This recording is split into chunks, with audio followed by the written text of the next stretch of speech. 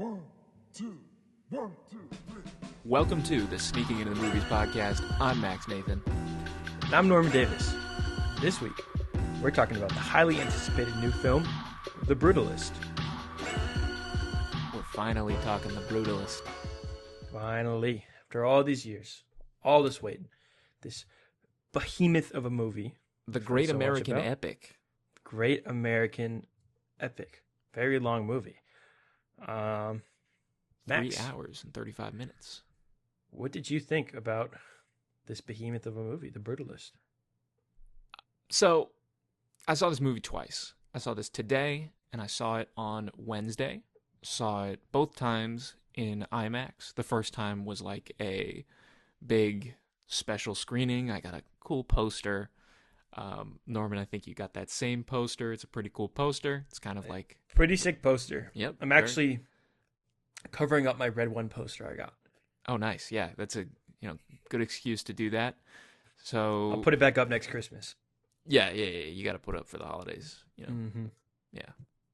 But yeah, no. So the first time I saw it, I went in with obviously all of the noise that this is the Great American Epic. This is going to be the greatest movie of all time. This is going to be some crazy movie experience. And like, you got to leave those expectations at the door. But they're there. And as I was watching it, the movie starts and I was locked in. Like the opening shot of the movie that follows Adrian Brody through, well, actually that's not the opening shot. The opening shot is actually of Zofia. Also, full spoilers for The Brutalist, but the shot that follows Adrian Brody up through the boat and ends at the Statue of Liberty with the score going on, like that is like the greatest shit ever. That's what it's all about. That's why we do this. That's what it's all about. Yeah. Unfortunately, I don't think the movie ever reached the heights that opening set up. I came out the first time pretty mixed, but having respected it more than I liked it, almost, I think is how I would describe it. I loved watching it, if that makes sense. Sure. I loved being there, sitting there, watching it the first time. But I didn't really connect with it. I was really locked in, like in the, like I thought the first half was better than the second half. But neither one really gripped me to the extent that I would have wanted it to, especially for a 3.5 hour movie. And yeah, the second time I saw it today, I had a little bit of a different opinion in that it kind of just wore on me. And I was, unfortunately, again, like, it reminded me of the feeling I had at times watching Joker 2, in that, yeah, I was just very bored, and I felt that the movie is, in theory, a movie that looks and sounds good and should be good and has some, good ideas even, and yet they all felt executed in a very lazy and unengaging way, I guess. But I think I do come out on the positive end of mixed, but it's very mixed, teetering on very much so on, I'm halfway on this one. What did you think, Norman? Interesting. I've only seen it once. I did not see it in IMAX because being that it is a 3.5 hour movie, it's only playing so many times during the day. I just saw it in standard format. I did get that same IMAX poster though. Shout out AMC. Yep, it's a cool poster. But I'm kind of mixed. I liked it. I think maybe my expectations were also just a little too high. I've been hearing all year how this is the great American, yeah, epic, whatever, blah blah blah. I totally agree, and I'm seeing a lot of people saying this too. That just the first half was stronger to me than the second half was. Um, it looked gorgeous, start to finish. I will say, I Yeah. thought there were some pretty great performances. Um, whether they were AI upscaled or not is something we're going to talk about a little later. But yeah, it does feel a little empty for something trying to be so grandiose. Mm-hmm. That was kind of my issue. I feel like I felt like there was this whole thing about like art and capitalism can't exist in the same space, which is something people have been saying literally forever. I feel like something everything talks about, especially us college age students who are trying to make movies and trying to make what we want to make. Sometimes it feels like a brick wall because money. Mm-hmm. But yeah, I don't know. I'm also in a weird place with this one. Um, just felt a little empty in kind of its messaging and what was going on. Um, I Yeah. really didn't like the ending like at all. Yeah. We can talk Thought the about the ending a little thought bit the ending because sucked. yeah. Why did you think the ending sucked? Just kind of felt out of like it didn't feel like a natural conclusion at all. It felt weird as an epilogue. I don't know. Like it felt like a TV show that got cut short to me, or Mm. like a TV show in the sense that like nothing's cut short, but like while they were making the last season of the show, they found out, hey, this is it. This is your last season. So they kind of got to scramble together. Not that I feel like Yeah. anything was rushed per se, but just like we need to wrap up all these things in the best way we can. Yeah. The movie's Um, 3.5 hours long. We need an ending. right. So yeah, I feel like that may be the consequence of something. I don't know, but I feel like if a movie is 3.5 hours long, everything should be very well just thought out and executed. And yeah, I don't know. I was just Yeah. a I little weird. I also thought the ending was quite jarring almost. So you end up in Venice for the architecture biennale. Um and okay, so even functionally within the scene, I'm confused.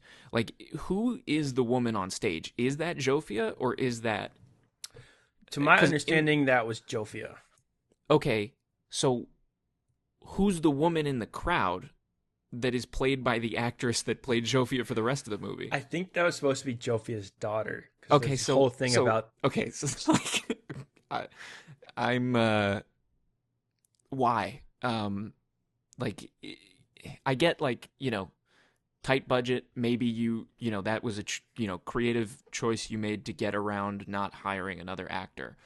It's still extremely confusing when you're ending your movie with Jofia on stage and it's a different person, and it's the woman that played Jofia for the rest of the movie is also in the crowd. I was so confused.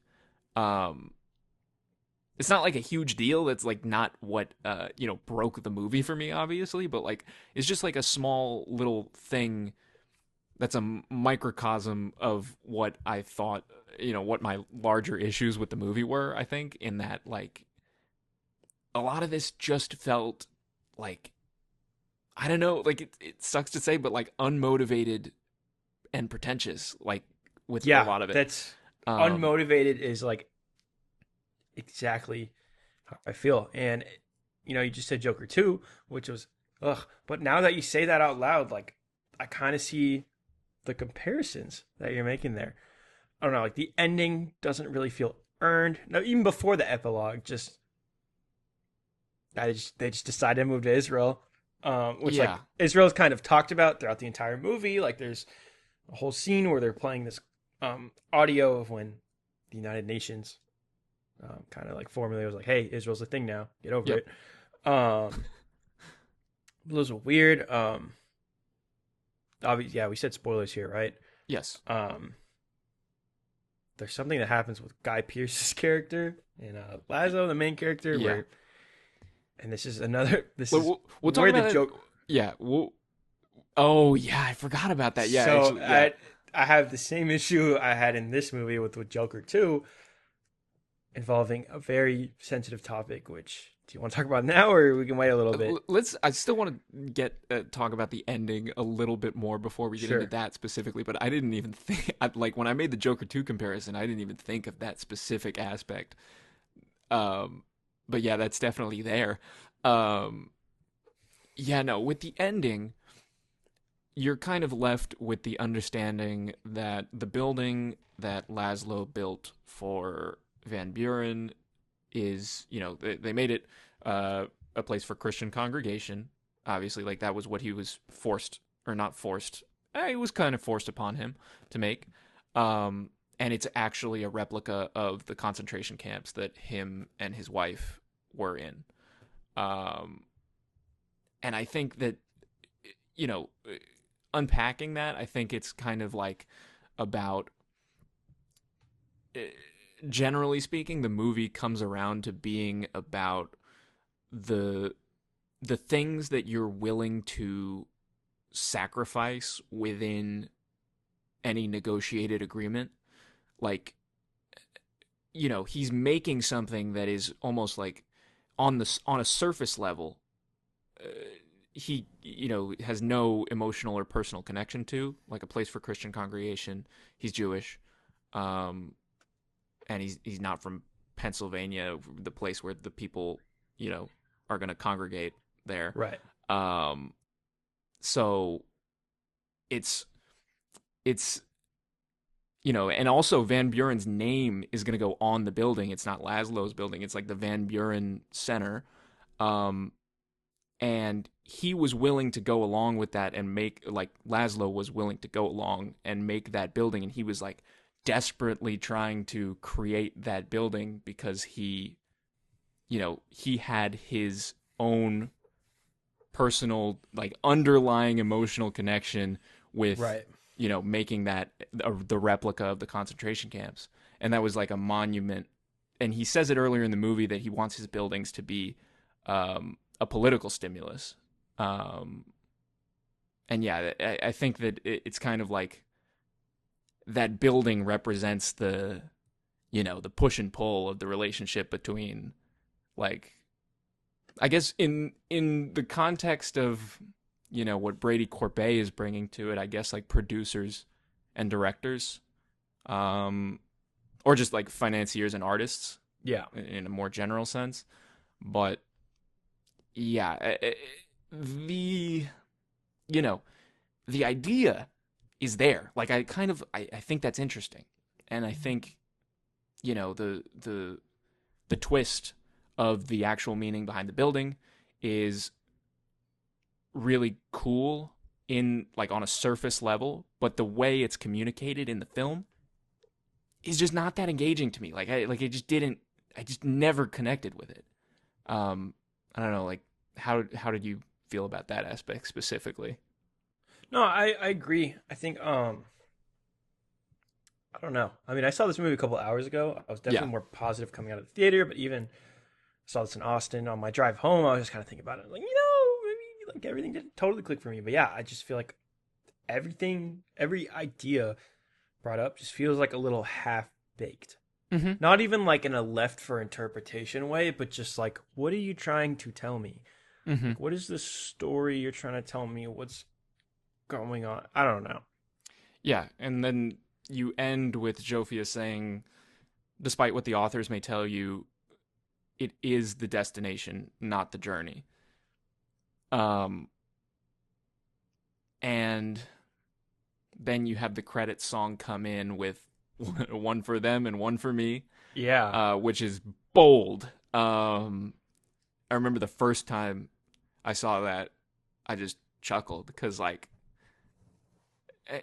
even the entire movie is just like the monumental cojones you gotta have to make this movie is kind of crazy. And I think that's why I came off the first time kind of like respecting it more than I liked it. Like, I did not really enjoy the actual movie, but the audacity of the subject matter and just basically saying like, "Oh, I'm an amazing artist and this is my movie and it's 3.5 hours long and it's The Brutalist and The Brutalist is about the brutalist in a sense and you know Yeah, it's no, just I a mean, crazy movie. for sure. I mean, it feels weird to say like a 3.5 hour movie felt kind of short. Like didn't feel like it It, really expanded on any of its ideas enough to like yeah, I think the justify intermission that. had a lot to do with that.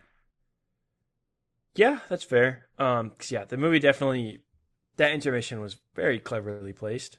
Um, like I didn't really know going in what, like I knew there was an intermission. I didn't know if it was just out of like necessity of like, yeah, people will go see this if there's an intermission so they could go grab snacks, which we'll talk about the intermission later because I know we both have a lot of thoughts just on Yeah, intermissions in movies in general. But yeah, I don't know. I'm definitely a little disappointed with this one here. Just out of all the buzz I was hearing. Come on, guys, really? yeah, and it's kind of funny that we saved this for saved our top 12 episode because we were like, oh, The Brutalist is going to be like top 5 easy. I don't know if it's going to go top 12 for me personally. Yeah, Um, I still haven't put it on my list. I'm surprised. Yeah, I told you this. I watched a couple other movies I've been meaning to catch on this weekend, and both of those are easily in my top 12. But this one, I don't know. I mean, I can pull it up here, but I don't know. Yeah, I don't really see this landing in 12. Um, yeah, I don't know. Yeah, I'm a little conflicted with this one. yeah, Um, and I'm glad we're doing this podcast like now, right after I watched it, because I think if we did this in like a day or two, I'd probably be a lot more negative on it. Like this is not. that's yeah, Because also, you're better than me. You saw this twice. I even right after I got out with Bree, my girlfriend, we were talking. I was like, "Yeah, I'm not watching that again." Like I liked it. I was way more positive than when I got out 3 hours ago than I am now. Um, but yeah, I'm just a little surprised, I guess. That yeah. That's this is like the end all be all. It's that good, is what I'm seeing a lot of people say. Before I even yeah, saw this, everyone's saying, "Yeah, it really is like that fucking incredible." yeah, I'm not like upset I saw it or anything. I'm glad I did. Like I said, beautiful pictures on my screen at all times, even if I didn't love what was going on or if it was yeah, uncomfortable to watch. This movie looks beautiful from yeah. start to finish. We're going to talk about the production side a little more later, which I have very positive things to say. But the fact that with the amount of money and the amount of time they made this in, it's unbelievable. Just Yeah, unbelievable to me. yeah. Like like really is like someone who wants to be a filmmaker, like just inspiring um to make something of this scale I with so little. I totally agree. It's I'm glad they made the movie. Even though I can't say that I was loved it as much as I wanted to. Um, it's always really cool when A24 distributor that has had a lot of success in the past takes a chance on putting out this 3.5 hour movie that is nuts. Um, so yeah, I mean, it's just really cool that we get stuff like this, even if it doesn't always deliver. Um, Yeah, it still feels incredibly original, and I don't know. yeah, I just wanted to mention a few things about the movie that I am positive on. Um, like you said, the cinematography is really great. This is the first movie that's shot on VistaVision in like a few decades or something like that. Very cool. Really cool stuff. I loved the way that the camera felt like it was being like almost like kicked around or floating throughout a scene. I talked about the opening shot with the Statue of Liberty. It's just like absolute banger. Like that shot is incredible with the score swelling and all of that stuff. I love the way that you just didn't feel like you were anchored to anything. You were just on top of the world. You're just floating through this far away land, which is America in this case. But really cool stuff. And then it happens again when they're at like the jazz club. There's a really Like, Yeah. I don't know if it's like a POV of someone that's like lying on the floor or something like that, but it feels like the camera's being like kicked across the room, you know? Very intrusive almost is kind of how I Yeah. felt about it. Just like the camera was, I don't know, however was watching there wasn't supposed to be Yeah. seeing what was going on per se. So Yeah.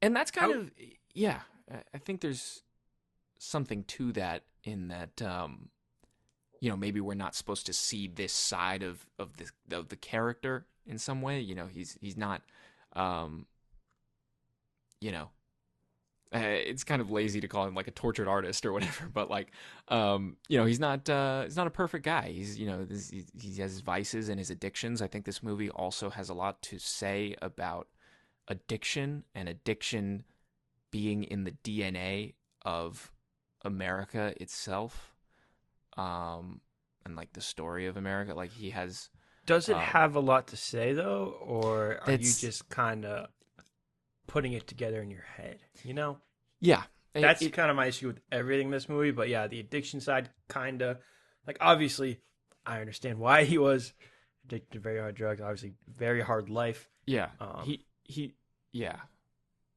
It's kind of like you're saying like a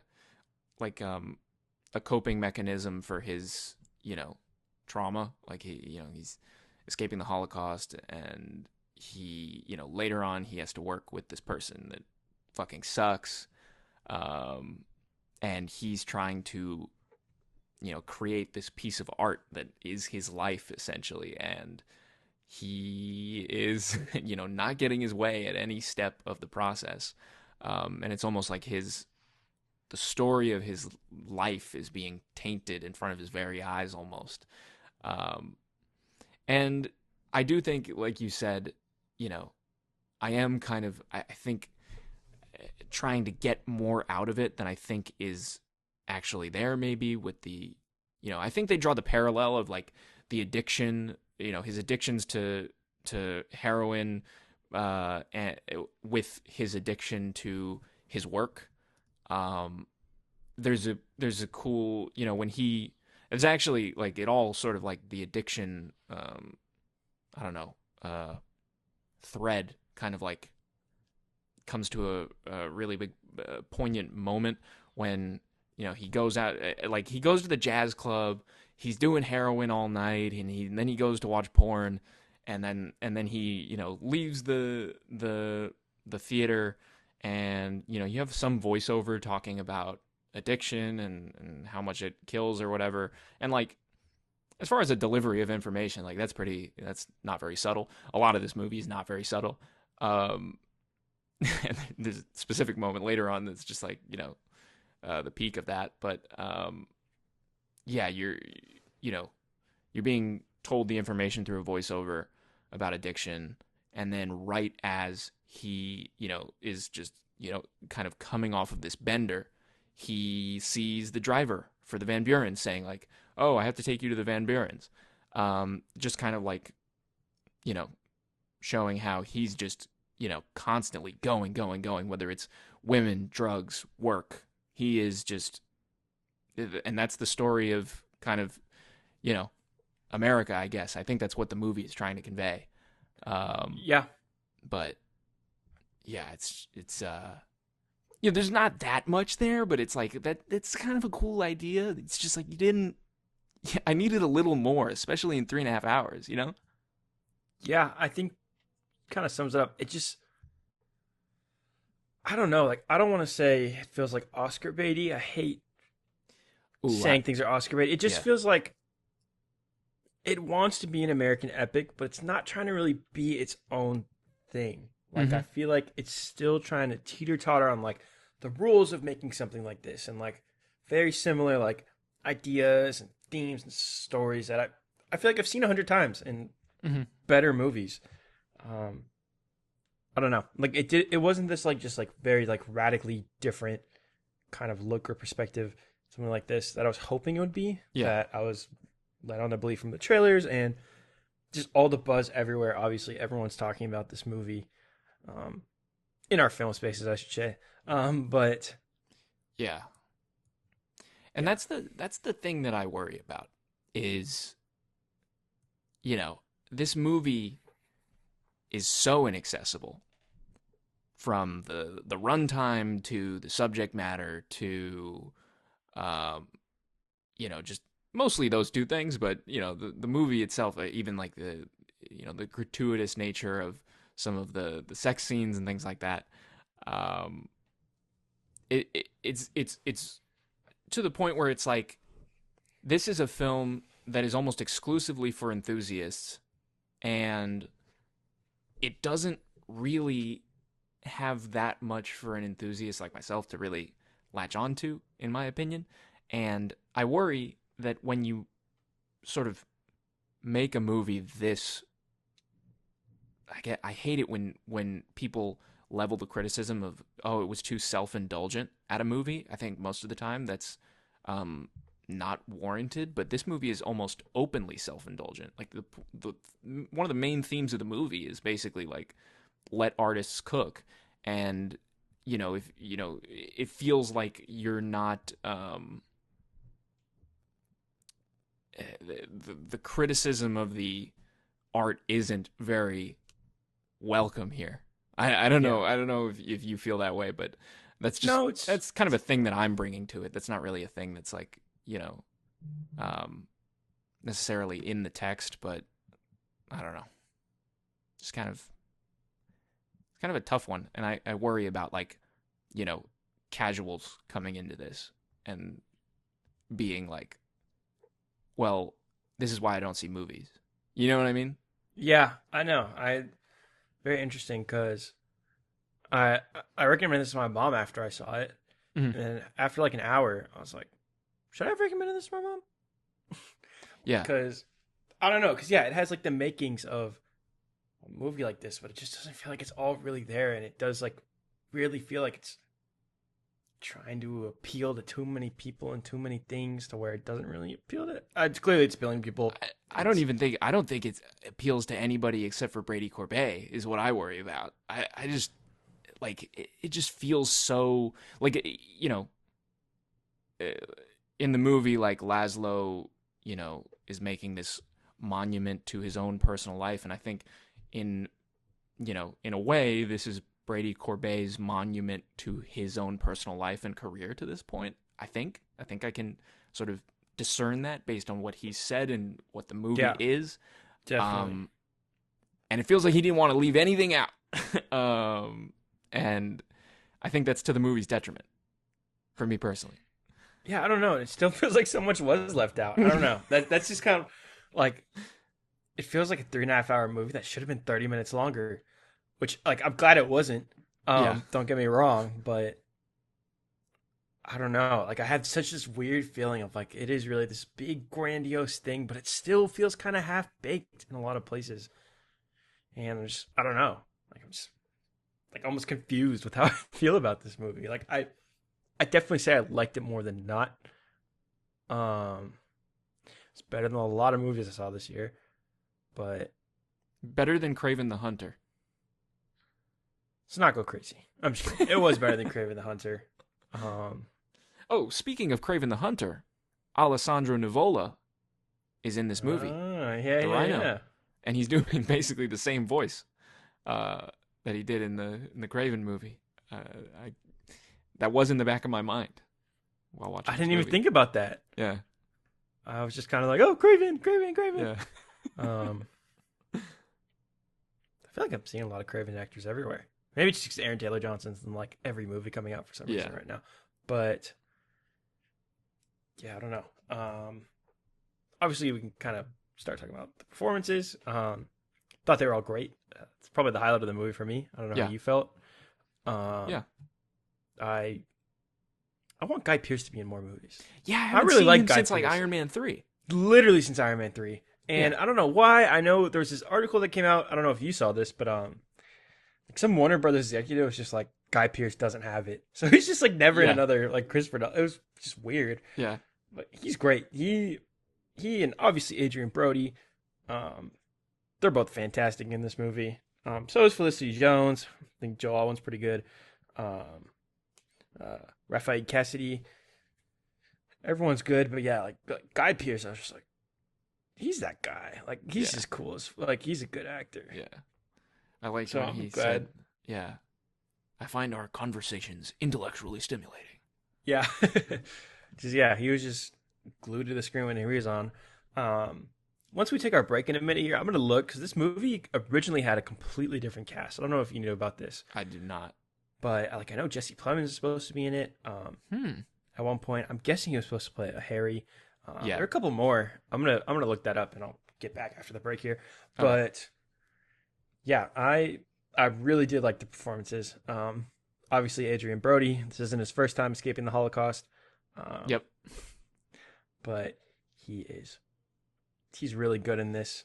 He's just a great seasoned actor. He's in anything, and Yeah. you know he's gonna give it his 110%. Yeah.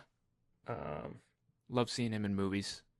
Love seeing him in movies. Yeah, I feel like I hadn't seen Felicity Jones in a while either. It's nice to check in with her. I know Yep. she's only in like the second half of this really, but she's great in this too. Yeah. You want to go into a break? Yeah, let's take a quick break here.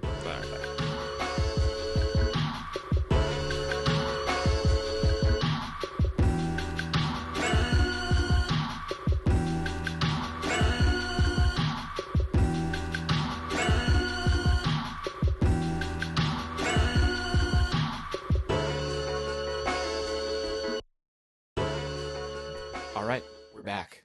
And We are back.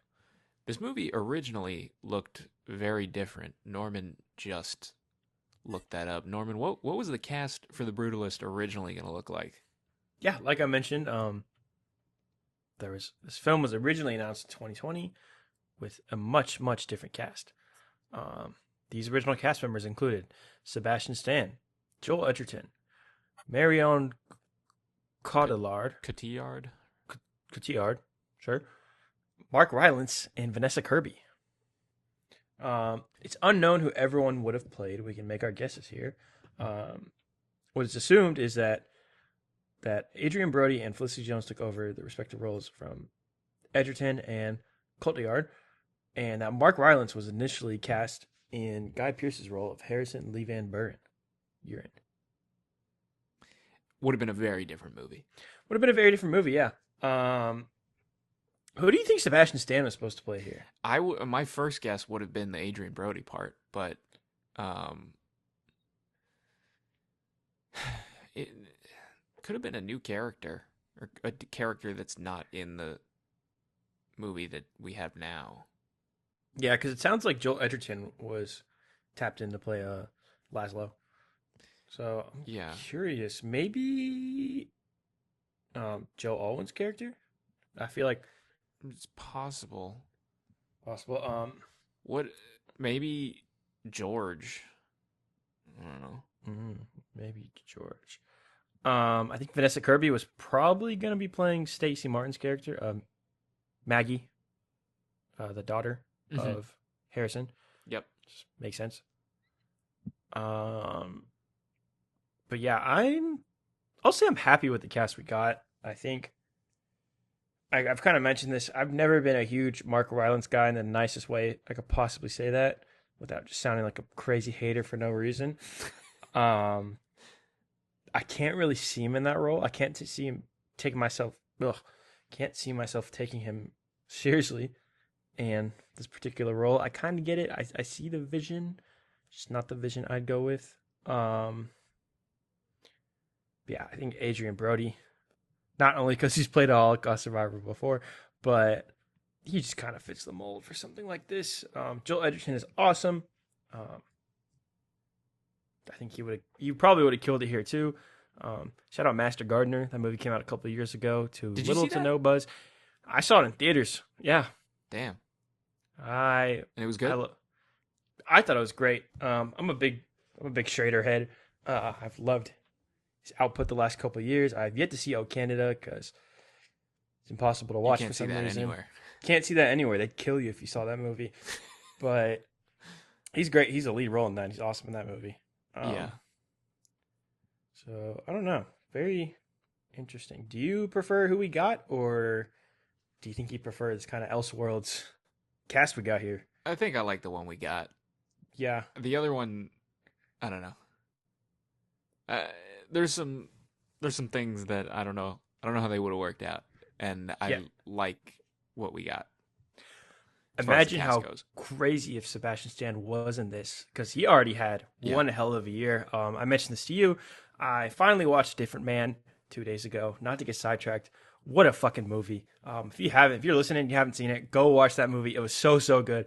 But yeah, so he's pretty fresh in my brain here, and curious who he would have played. yeah, But yeah, between that, obviously playing Donald Trump, he was great in that role for my money. yep, But yeah, I don't know. It's a interesting. I love reading stuff like this about who the cast would have been. yeah, But I think everyone fits the mold a little more of what we ended up with. And yeah, mainly, I'm glad to see Guy Pearce, because I feel like he's never in anything anymore. So I'm yeah, just happy he's kind of getting his flowers here. yeah.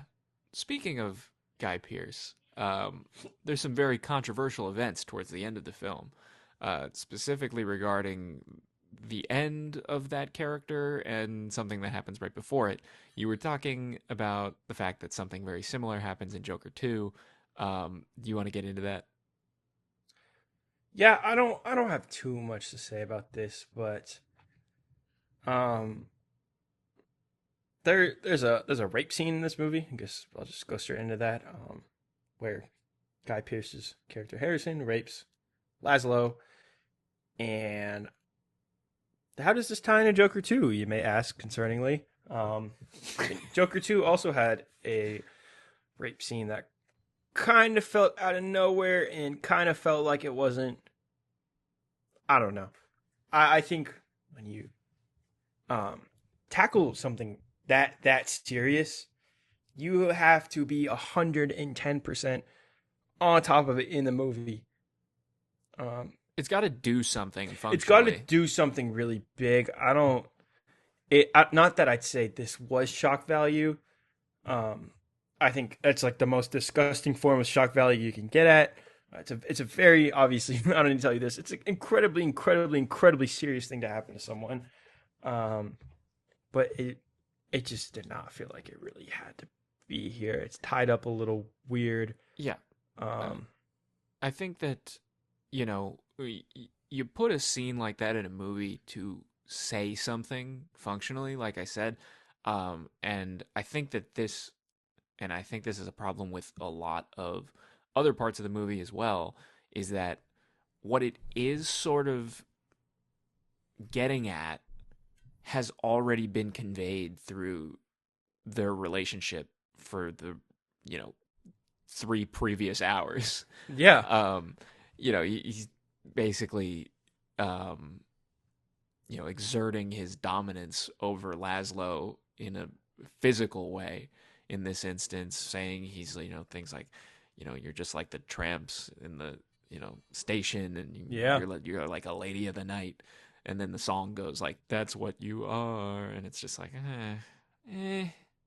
it just feels a little, like a little more subtlety. And also, like I said, we sort of got that aspect of their relationship without that scene.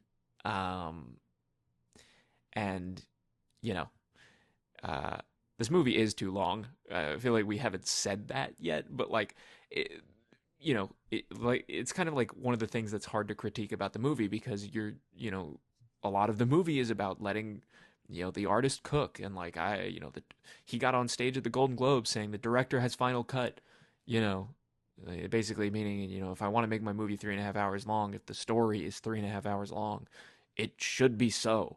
And I'm gonna have to disagree with you on this movie. It was too long, and I know this sounds crazy on a yeah, movie I don't sound too crazy about. I think this movie, I don't know, like weirdly enough, it didn't feel long enough to me. Like the length was not one of my issues with this movie. mm-hmm. I don't know. I feel like with any movie this long, we get a movie this long. I feel like every couple of years. Recently we had Killers of the Flower Moon. Mm-hmm. I think it's damn near perfect start to finish, but I don't know. Like, it's just weird to me that this movie was this long, and it still feels kind of half baked in a lot of aspects. And I had a lot of, I don't know. Yeah, but I don't know. I don't know if making it longer would have fixed those It probably things. wouldn't have fixed anything. Yeah, because I feel like, very different movie. But I'm gonna talk about the Snyder Cut for a second. I Um, love talking about the Snyder Cut. yeah, the whole thing about the Snyder Cut was that, like, Zack Snyder's going like, I'm not gonna use any of the footage that Joss Whedon shot. I'd kill myself before I put something that I didn't shoot in this movie. Right. Um, and he threw it all in there. It was 4.5 hours, was it? It was just around 4 hours. It was- Still okay. insanely long for any movie. Yeah. But yeah. And, and at the time I was like, fuck yeah. Like, we're getting the full Zack Snyder Justice League experience. This is what I've always wanted. And that movie was good. However, there's a 2:45 cut of Justice League from the Snyder Cut that I'm not saying it exists, but I'm saying you could have cut the 4-hour version of Zack Snyder's Justice League to a, theatrically accessible length, and it would have been a better movie in my opinion. There's so much in that movie. We especially on the Sneaking Into the Movies podcast, we want to champion, directors getting to make the movies that they want to make, how they want to make them. However, Except for Joker 2. Except for Joker 2. Fuck Joker 2. Anyways, like, there are limits to these things. Like, you can't, like, at a certain point, you've just gone, and again, I usually don't like the word self-indulgent when it's leveled against movies, but sometimes you go so far the other direction in the, let the artist cook realm that it's almost totally inaccessible for the average person. And, that's fine if you want to make that movie. Go ahead. Just as an audience member, understand that, I, evaluating it as a movie is kind of tough. Like, I don't, I think that there are parts of The Brutalist, like there were parts of the 4-hour Snyder Cut that could and should have been cut. With The Brutalist specifically, though, you were talking about, like, I didn't feel like this was long enough. I think that's just a problem with the ending being so, like, truncated almost. Like, it just, like, wham, it's over. Yeah, it's just kind of like, just kind of feels like, doesn't it feel like a natural progression of leading to, like, this point of them, like, being done? But Yeah. it just kind of feels like, we're done. Let's move Yeah. to Israel. So, I don't know. Yeah. And the building got finished, and everybody, they had an art gallery in Venice, and that was it. Bye. One for them, one for me. And Yeah. don't really think they landed the plane. Definitely Personally. not. There is one positive to this length I want to talk about. Yeah. This movie has a built-in intermission, as we've kind of mentioned here. This may be bold. I think every movie should have a built-in intermission. I said this coming out of the movie the first time. Yeah, I don't care if your movie's an hour and a half. I don't care if I'm watching Sonic 3. I don't care if whatever it is. I really liked having an intermission. Just kind of gave me a second to breathe. Got to use the restroom. Got some popcorn because I wasn't really feeling popcorn when we walked in. But me and my girlfriend Bree, intermission, let's go grab a snack. Grabbed a snack, came back. I think all movies should have intermissions. Yeah, I don't know. It's very nice. It was cool. It felt just really cool. I don't know. I mean, like, the last movie to have an intermission was like The Hateful Eight, which came out almost 10 years ago now. I didn't see The Hateful Eight. Great movie. Great long movie. But yeah, I don't. How do you feel about should every movie have an intermission? I totally agree. I think my one exception would be for the hour and a half. Like, I think if it's like an hour and a half, like, we're fine. But if any movie that is over 2 hours, intermission on that thing. I think, having one for this movie was great, especially because it's 3.5 hours. Like getting to see the outside world. You go see the movie. I went to go see the movie at like 2:40 p.m. So that's like in the middle of the day. And Yeah. then when you come out of the movie, it's like 7 o'clock. It's totally dark outside. So being able to see the outside world for a little bit is kind of nice. Um, little necessary for the whole mental health. So that's kind of cool. Um, but yeah, Not that this is, by the way, like an attention span thing at all. yeah. 'Cause I feel Although like it a does lot of help with that. I mean, it does help, but even like I said, Killers of the Flower Moon is about as long as this, no intermission. Fantastic movie, start to finish. yeah, But yeah, it was nice to have a little breathing room. Something like Wicked, which oh my god, it felt so long. They should have done. Sorry to shit on Wicked, y'all, but I won't do that anymore. I would have loved an intermission. Probably would have been a lot happier. yeah, Go grab some food, maybe grab a drink if you're old enough at that kind of theater. yeah, Get a little beer or something. But yeah, that yeah, this kind of sucks. But that was my biggest takeaway from this whole movie. Which yeah. is, that was really fun having an intermission. Yeah, it'd be funny too, like if every movie had an intermission and you had like, this movie has like stops on like a picture frame, or not a picture frame, but a photo. Um, if you're going to see something like, I don't know, sorry to shit on Wicked again, but you get like Instagram Yeah. reels, like in the middle, you get, every movie's got a different intermission. Yeah, I think it's just nice because some movies, even if they're great, I'm gonna give a recent example.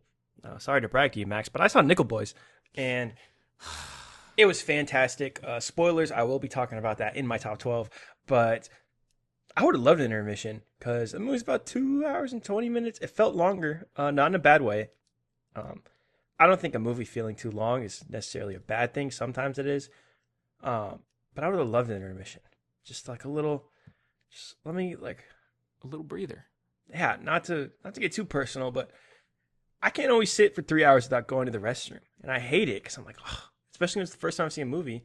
Yeah. When do I go step out here? Or like, I don't want to miss anything. I don't want to bother Brie or whoever I'm seeing this with. What I miss? What I miss? Yeah.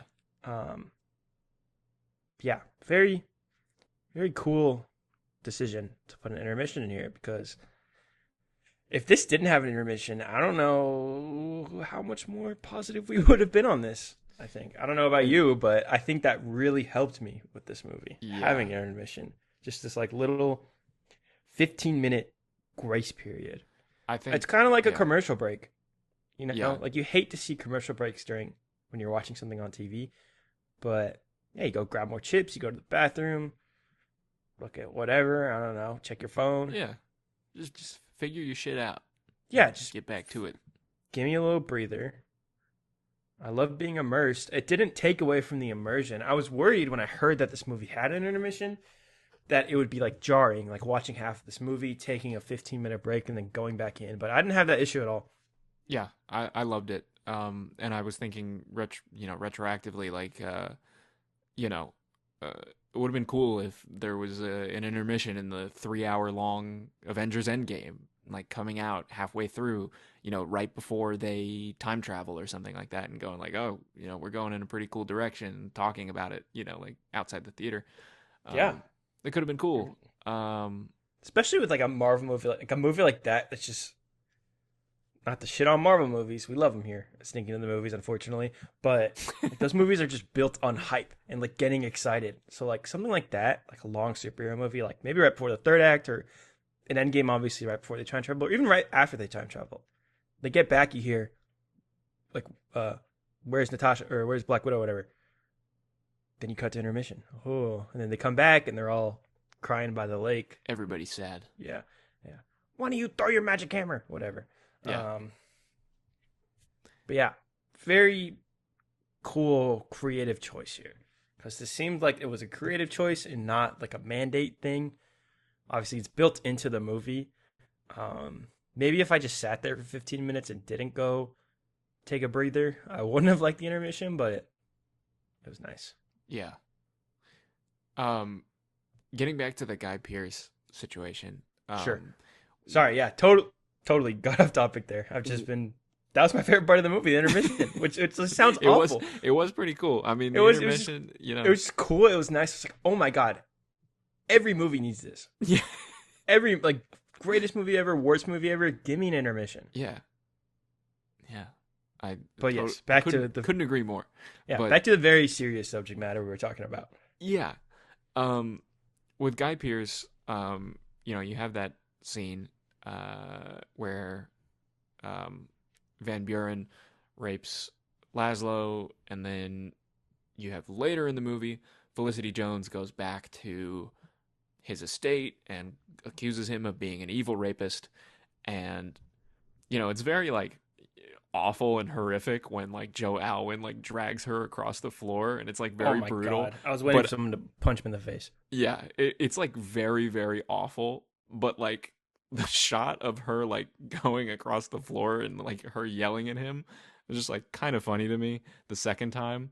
The first time I was like, oh, this is horrible, but the Yeah, I've second only time seen it I the was one like, time, so I definitely don't agree yeah, there. But continue. yeah, no, the second time I was like, like this is fucking nuts. But yeah, no, so we end up with Guy Pearce sort of like running away or just totally disappearing. Um, what did you think happened there, and what do you think they're trying to say with that specific aspect of the movie? Be honest, I don't really know. My brain just tells me he killed himself, which I don't know if it's that deep. I was fully expecting like just him to be like dead in the um cathedral or whatever, the the piece of architecture the whole movie's about. Mm-hmm. But I don't know. I want to hear your take on this because you've seen it twice and you probably have a Yeah, little more to expand on than I do. yeah. I think it legit doesn't matter. Like, and I think that's the point. I think that he objectively disappears. Like nobody knows where he is, but they try looking for him in the cathedral. I guess is that what you call it? That's Is it, what I, is it a cathedral? I it's don't like know. communities. I think it was supposed Community to be a center? community center. I just kind of in my head it's a cathedral because it's this big Catholic building. They But look for him in the building, and Yep. he's not there. And I think that's sort of like a commentary on, I guess, legacy and the fact that he is not present. They're looking for him in that building, and he is nowhere to be found. And I think that's sort of a commentary on like his influence, or that like a financier's or a producer's influence over an artistic work is non-existent, and or in name only. But his soul is not, it's not there. And I think that wherever he went, I think they kind of go a more, I don't know if surreal is the right word. I think it just legit doesn't matter where he went. Like he's just gone. Like he just vanished. And I think that's it's from the perspective of time and people looking at that building and the work over time. He's only there in name. Like he doesn't exist. Nobody's gonna remember the rape. Nobody's gonna remember him. People remember Laszlo though for the work and all of the work that he did. I think that's sort of the contrast that they're drawing. I like that. Yeah, I like that a lot. Yeah, but that's kind of what I got out of it. I kind of like that interpretation of it, but I'd like to, I don't know. I don't love it. I don't think it's executed amazingly. Like I kind of like that interpretation, but I feel like that doesn't sums feel up as- most of this movie for the both of us. yeah, it doesn't feel like chewy enough. You know what I mean? Like Yeah. it's kind of a weird way to put it, but it's just kind of like, okay, and that happened. You know what I mean? Mm-hmm. Definitely. Um, but yeah, I guess anything else you want to go over within the actual movie? Let's talk about the production of the movie. Yeah. I guess do we before we get into the production, do we just kind of want to say final thoughts, like how we felt? Or Let's do that at the end. Let's do it at the sure. very end. So yeah, I got a couple production facts here. Um, this movie was shot in 36 days for somewhere between $8 and $11 million. Um, Pretty cheap as far as movies go. holy shit! Yeah, I mean, how? Wow. The how and wow. That's what it is How for and me. wow. Yeah, that's Obviously, the money side, but the fact that they shot this in like 36, like right around a month, it's just insane to me. it's a Just big like movie. A lot of sets, locations. Um, yeah. yeah, just I mean, unbelievable that they made it in that amount of money with that amount of time. Um, I don't know if that was a mandate thing. You have to shoot it in a month. Maybe it was an easier sell to make something this big with, hey, we can get this done in a month. Um, but yeah, I don't. How do you feel about all that? I guess. I mean, that's it's I know this movie.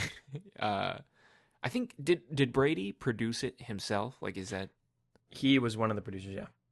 okay?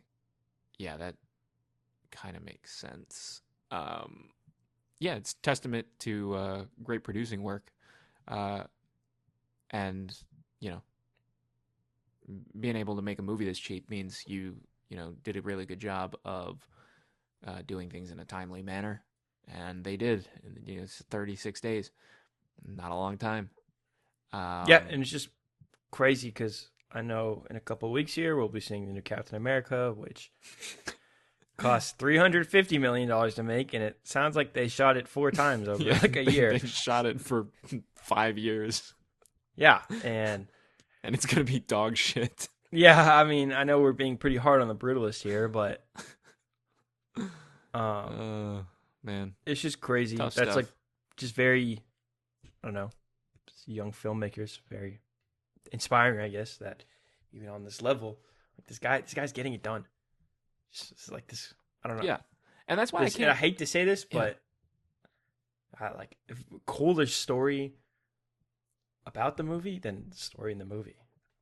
Um, Hmm. I don't know. That's what interested in me going into this. I mean, yeah, that's that's kind of like what I, I my dad before we saw the movie was asking, I don't even know what this movie's about, and I was like, well, it's about the brutalist, and like little did I know. I mean, it's kind of a pretty apt description of what the movie is. I mean, like Yeah, it's kind of about making a movie, um, in a sense, but yeah, pretty cool. pretty cool stuff. Um, The movie's do you not want to? without controversy, though.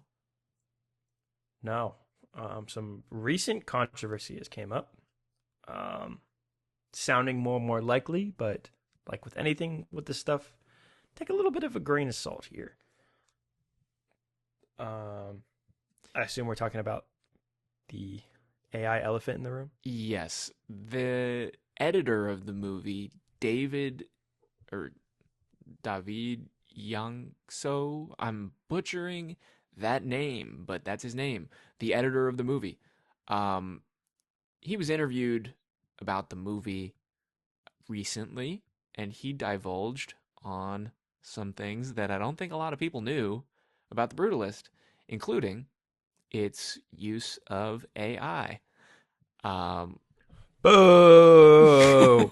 Boo! Boo! Tomato, tomato. yeah, so it seems like they used the uh, AI called Respeecher to correct um, Felicity Jones and Adrian Brody's Hungarian dialect to be, as I guess uh, linguistically perfect as possible.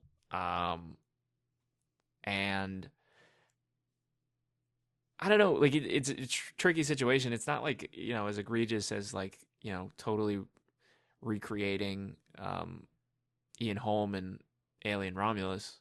Um, it's not like that, but it's you know, a tricky development within a tricky issue. AI Yeah, is here to stay, it seems, but you know, I the think ethics of this kind of thing is tricky. What do you think of it, Norman?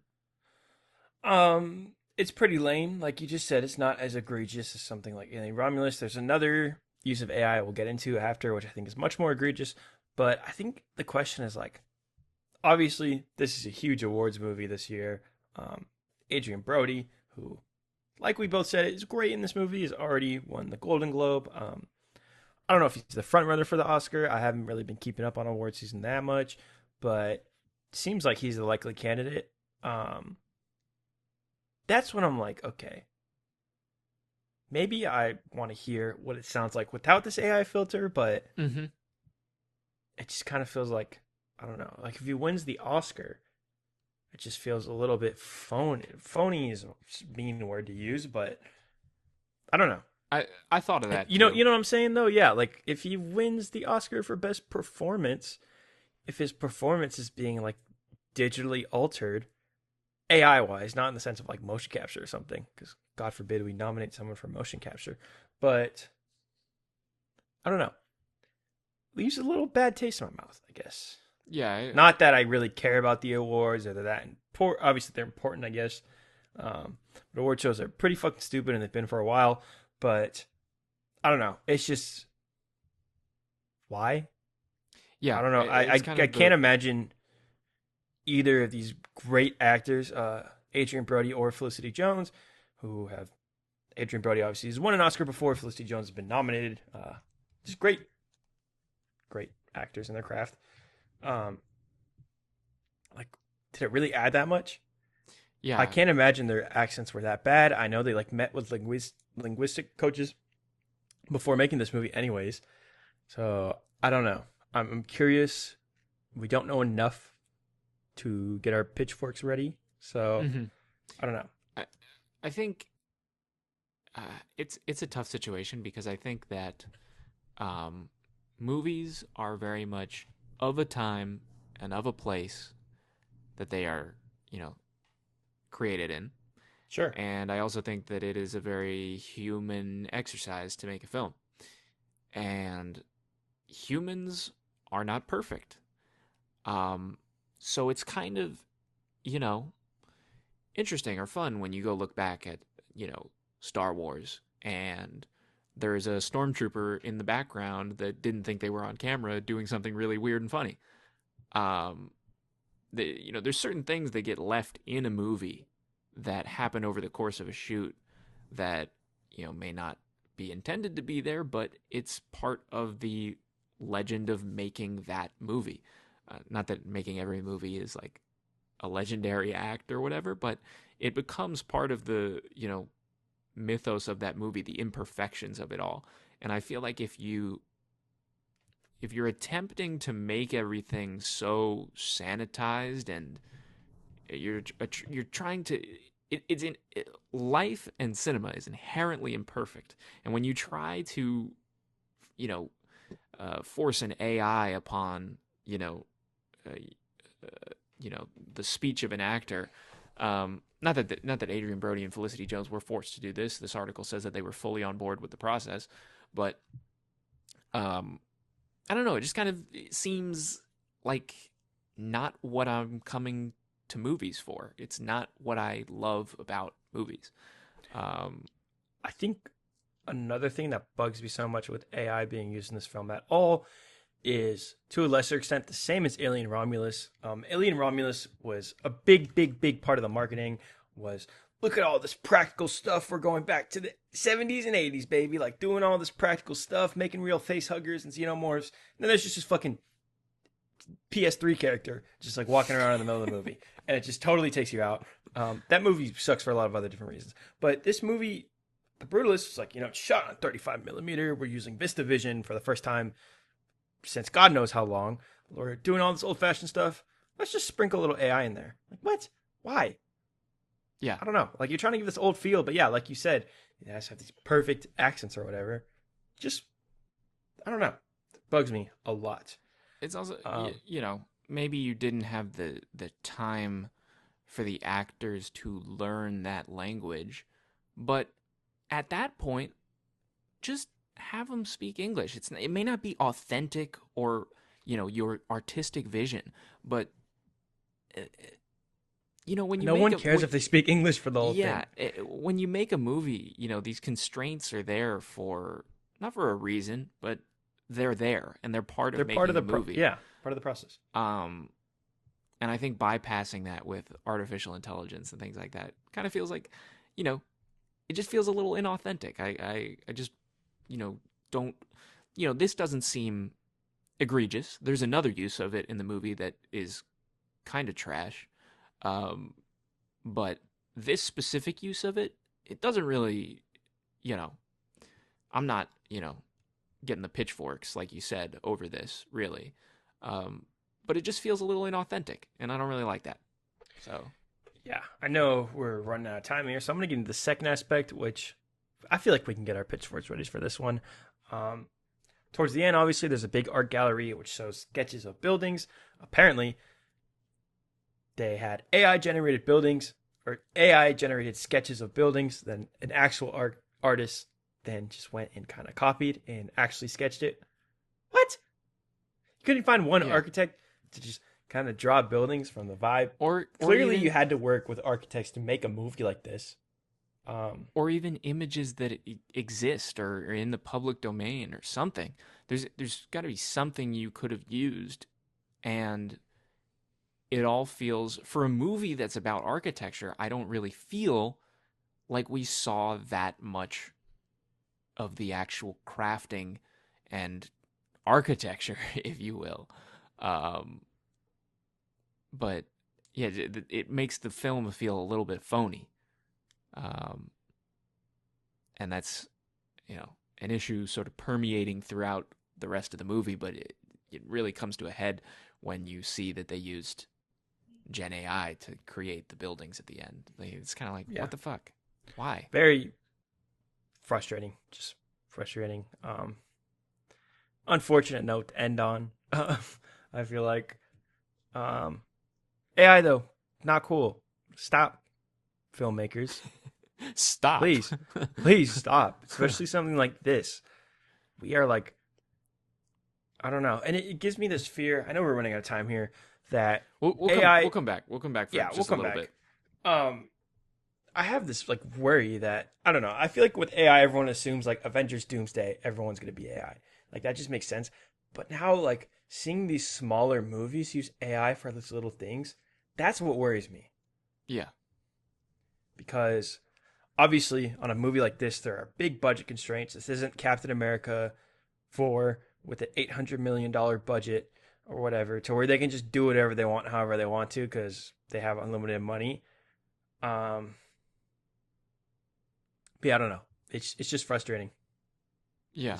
It just leaves a real sour note. Unfortunately, I read this before I saw it too, so not that I was kind of looking out for it, but I knew it was there, so it kind of hindered it a little bit, just in the back of my mind that they use AI in this movie. Yeah. Which, boo.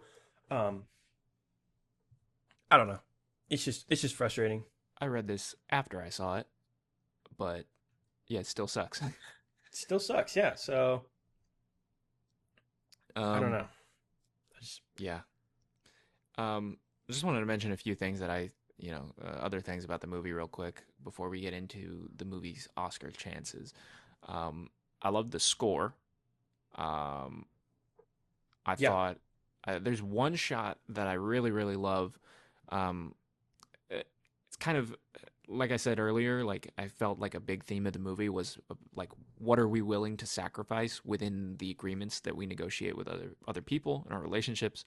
I love the shot where like after Guy Pearce throws the penny or whatever it is at Laszlo and he asks him to pick it up, as he hands it back, they exchange the penny, and you're focusing on their hands with the penny, and then you rack focus to Zofia in the background. And I felt like that was just sort of like that theme in one shot. And I thought that was really well done. Yeah, Where, for sure. it's kind of like, you got to work with this guy who kind of fucking sucks, but you got Zofia here. And yeah, that was really good. But yeah, we're going to have to go to break in a second. All right, we'll be back. Yep.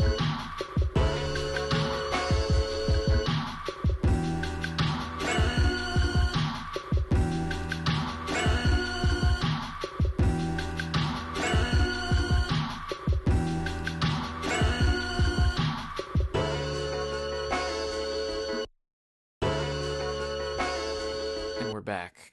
So, The Brutalist using AI obviously sucks, so Norman and I have agreed off camera to do the rest of the podcast in Hungarian accents to show him how easy it is. Hit it, Norman. Yeah, why don't you go first? You did a really good one off the recording. I think everyone will want to hear. You should do all your accents. This guy can do like any accent. Like I could crazy. do the Guy Pearce thing. I could do the I find our conversations intellectually stimulating. I like that one. But no, I liked when Guy Pearce approached him at the beginning, like in their first interaction, and like it's kind of like, I don't know, like the way they blocked that scene like made it feel like it was this like epic like hero like introduction, like when he's like, "Who the hell are you?" "I'm Laszlo Toth," and it's like, damn, that's Laszlo right there. What a guy. What a guy. So yeah, Oscar chances. This is going to be a really prevalent, important movie going into award season. It already racked up 3 Golden Globes for Best Director, Best Actor, and Best Motion Picture Drama. So, it's got pretty good chances going into the Academy Awards. Norman, what do you think about its just general Oscar chances, and do you think it should win any Oscars? I don't know. We've mentioned this a lot. I think 2024 was a pretty weak year. It does seem like it'll be a front runner for Best Picture. Is it my Best Picture? No, definitely not. Is it better than the other front runners for Best Picture? What are the other front runners for picture? The other front runners would probably be Emilia Perez and Wicked. Wicked's probably in the mix, but Dark Horse. You've got Honora is in there, but after so the that got no love yeah. at the Golden Globes, which leads me to believe won't get too much love at the Oscars, which is a tragedy. It seems like we're going down the Brutalist train, and I guess I'm fine with that. I'm not in love with that, but seeing a movie like this and having it not deliver for me really accentuates the gaping Dune hole that is in this looming Academy Awards. There's where is Dune? There's not Dune Part 2 doesn't seem like it's part of the awards conversation. Neither does Nosferatu, another really great movie that does a lot of the technical stuff really well as well. And it doesn't seem like either of those movies are going to be major players this award season, which is crazy. I think, I don't know, the Dune 2 situation, not to make this an Oscar thing, seems weird because it seems like they kind of pushed it towards the end of the year. I don't know. I mean, obviously it came out in March, so hard to be an Oscar movie when you come out in March. But I don't know. I think maybe because of a complete unknown that Dune, that might be why took Dune's the wind out not, of its sails. Yeah, kind of. Just, I mean, Timmy, obviously, who is the biggest face in either of those movies, is all in on a complete unknown, which will also probably be nominated for Best Picture. I don't see a world at all where it wins. No shade. I actually quite enjoyed it. just seems like, I don't know. I mean, I feel like every year there's 10 movies. It always seems like 5 of them, no fucking way, that they win. So I don't know what's going on with Dune. There's a lot. I mean, only 10 people saw it, but Furiosa was really good. Everyone forgot Furiosa, about yeah, it. I It makes think me that so sad. Furiosa is definitely deserving of something. Everything. Yeah. But yeah, I don't know. I mean, I was surprised the Substance won anything at It seemed the like Golden no, Globes. I forgot to mention the Substance. It honestly feels like the Substance has some outside shot at like an award that was not on the table for it a few months ago. You know, Um, I would be really sad if it got nominated for Best Picture because there's no way in hell it'd win. I genuinely don't know about that because of how wide open the race is. Like it doesn't really feel like there's any kind of a consensus. And you know, if you know they do come to some kind of consensus, it feels like it's going to be around The Brutalist. But the Demi Golden Globe speech was incredible, and it I feels like that movie was pretty culturally relevant in a way that a lot of the other Best Picture nominees were not. Yeah. Potential Best Obviously, Picture nominees. we've talked about doing an episode talking about or when the Oscar nominations get announced and our predictions and such. I don't want to get too much into that. For me, at least, from what I'm hearing and what I'm seeing, it seems like Amelia Perez is the front runner. I read a very interesting article from Variety about how a lot of Academy folks aren't watching The Brutalist. It's too long and they don't really care, which is it's a whole other thing. I've read a lot of stories about Academy voters about how they just never watch everything. Shout out Kirsten Dunst. There's a great interview where she's asked, "What movies do you still need to catch up on?" And she says, "None. I'm a member of the Academy," which, if only, it was like that for everyone. Yeah. I don't know. I mean, these Academy people. Fun fact: I actually have a family member who I'll tell you a little bit more when we stop recording. But he is a voting member of the Academy, and he gets sent so many screeners. So Yeah. it seems like people just kind of pick who their friends are in and where the general buzz is.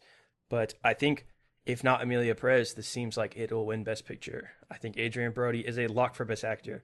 Felicity Jones has a great chance at Best Actress, Best Supporting Actress.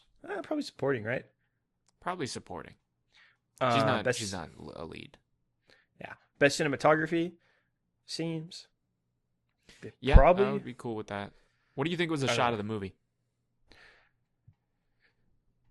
I feel like they're all in the trailer, if I'm being honest with you. I mean, obviously the Statue of Liberty one. There's the one with him standing near the sparks from the construction. The spark and construction one just seems like aura farming. Nice sweet pie. It looked fucking great. Don't get me wrong. I don't know. So yeah, I think this seems like it should be front runner to win everything at the Oscars. Mm-hmm. If it does, I won't be crying or anything. There have been worse movies in the last couple of years that I think have won Best Picture. Honestly, this decade, there's like one movie. Oppenheimer is the only one where I'm like, oh, the Best Picture won. No shade to any other of those movies. Maybe Parasite. You were jumping up and down for Parasite, weren't I you? guess, yeah, but that came out 2019. That was like 5 years ago. Yeah, but I guess I'll just like Coda, Everything Everywhere All at Once. I don't know, just kind of like Best Picture, really. So I don't know. Yeah, We'll see. I was talking last week about like how I think the Oscars are a good, like, you know, they're as much an award show about promoting, you know, or not promoting. They're as much an award show about awarding the best in cinema for that year as they are about promoting the totality of cinema. And I think, you know, giving an Academy Award for Best Picture to The Brutalist definitely goes, you know, the Brutalist is not, you know, Top Gun Maverick or whatever. Like it's a kind of a specialist niche film that would get a lot more attention if it were to receive a Best Picture win. However, I don't know that this is the movie we want to be like pointing people towards as like an industry. As far But as like this is the best we have. Like cuz it's so inaccessible. I don't know. This seems like I hate saying something's Oscar bait, and I don't think this is Oscar bait, but it low key feels like Oscar bait.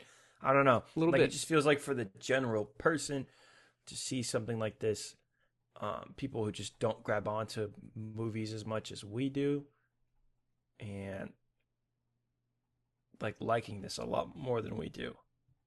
I don't know. This sounds super duper pretentious. This sounds like very like assholey. I don't mean to be this way. There are a lot of people who see like 4 or 5 movies a year, usually the big ones, and then they see one like quote unquote Oscar movie.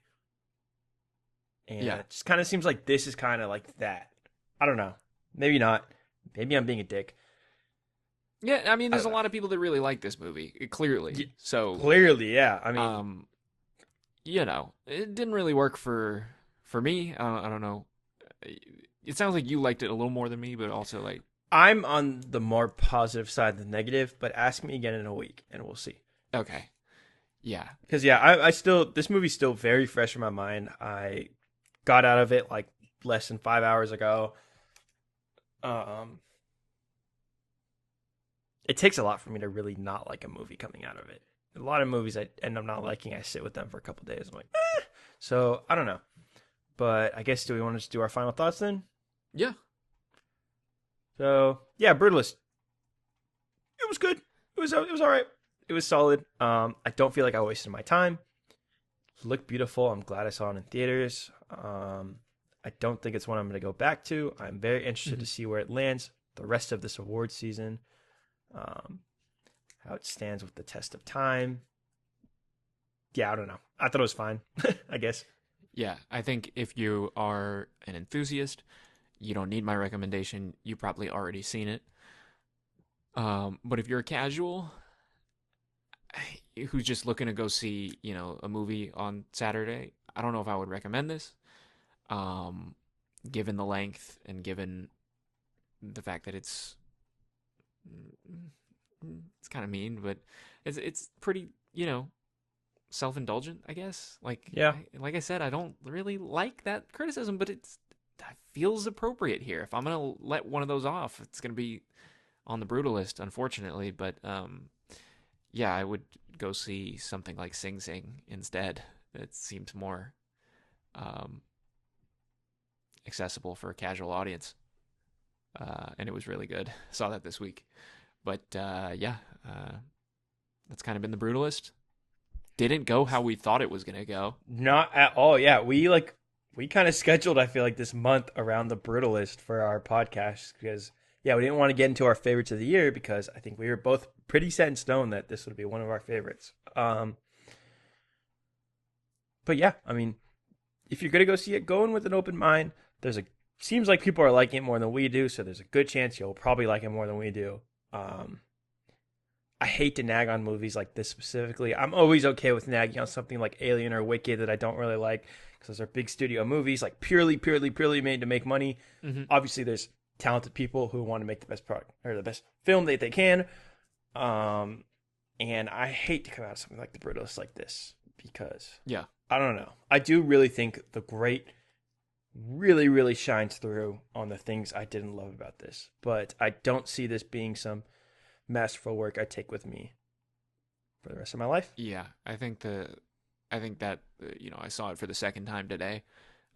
You know, my review on Letterboxd was farewell the Brutalist. I don't think I'm ever gonna watch this movie again. Yeah, but I'm glad I did though. Yeah. I'd probably still recommend it to Yeah. just about anyone, but I don't know. I guess yeah. If y'all do see it, go on our Instagram. Let us know what y'all think. I'm curious. Surprised this one isn't more divisive, but maybe we're just generational haters. Yeah. And we hope you sneak into the movies with us next time. We'll see y'all next time.